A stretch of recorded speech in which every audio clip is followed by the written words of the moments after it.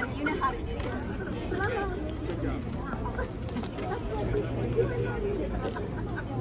Hard to get up here. I got a bad leg. Hey, Chris. Chris just told the whole damn speech. I should just go home. I'll tell you what. Thank you, Chris, and all of you who came out today. I'm sure you're very surprised at the size of this crowd. I am not. You shouldn't be either. It's going to keep growing and growing and growing. Yeah. People are getting pissed off. You're about to listen to a really angry 80-year-old man. You're not ready for that, go home. I've been angry since I was in my early 20s, and I'll be goddamned if I'm going to stop. I want you to repeat a few words after me. Can you say climate science? Can you say immigrants? Can you say minorities? How about equality? Underprivileged. Okay. You all just qualified as terrorists for being here and able to say the words that are banned in government documents by this administration. You have qualified as a terrorist. You should wear that badge proudly. It will happen to you the same way it happened a few days ago to a guy named Mahmoud Khalil. Yeah. You know who Mahmoud Khalil is? Yeah. He was a green card holder. He was a brilliant PhD student. He had every right to be here and have constitutional rights. He was kidnapped in broad daylight by ICE agents standing beside his 8-month pregnant wife. Taken to Louisiana, held incommunicado until the courts, through the power of the Center for Constitutional Rights, got an order saying he can speak with his lawyers. He's still in Louisiana. That's obscene, and it violates all of our rights. And if it can happen to him, it can happen to you. It can happen to me. Because Trump has already said, if you're a terrorist, we don't care if you have rights or not. We don't care if you're a citizen. We're throwing you out of the country. And they will do that. They will do that just to tie you up. And then you have to go get lawyers to try and fight it. But that's what they're going to do, so get ready for that. We have free speech rights that are guaranteed in the Constitution, and so did Mahmoud Khalil. Yeah. And we have to understand that we are all Mahmoud Khalil. We are all, everyone who's threatened, we are all immigrants, and we are all immigrants, aren't we? How many of us did not come from immigrant stock? Go ahead, let me see one. Can I see one Native American here? That will be about the only ones who don't come from immigrant stock. The rest of us do. This is what we have come to. We are now living under the control of an administration that breaks any laws it wishes to break, allows an unelected civilian billionaire and a team of hackers who are about 25 years old to run federal agencies. It fires thousands of people who cannot be legally fired. It ends government-mandated, congressional-mandated programs that cannot be ended except by the orders of Congress. But it makes it clear that loyalty to whatever fascist ideals that Trump and Musk hold up is what you have to adhere to, or you're a terrorist and enemy of this state. Well, I am proudly an enemy of this state and remain so, and you should too. So what do you call that? Do you call it democracy? No. What do you call it? Do you call it fascism? Yes. That's exactly right. And who does it benefit? Who? Billionaires. Billionaires. Exactly right. The billionaires.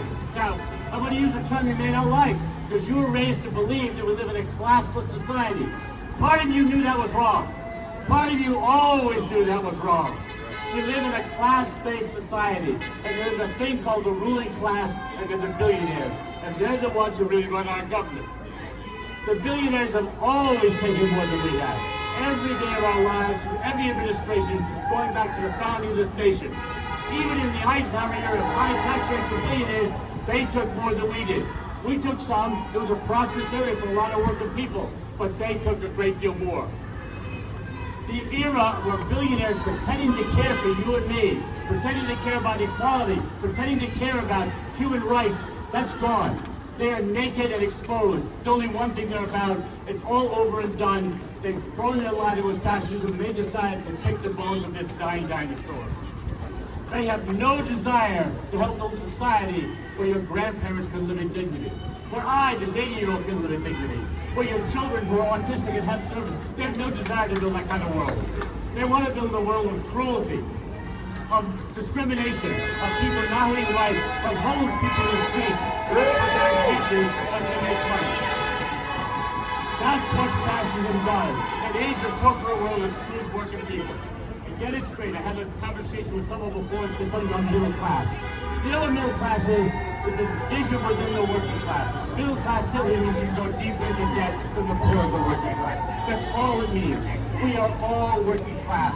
We've all been working class for a long time. If you can get up in the morning and be hired and fired, then you're working class. You have nothing in common with the billionaires. It enables you to take huge college debt, to sign for your kids to go to college, and that debt will follow them for the rest of their lives. And that's just plain wrong. Fascism works hard to divide us.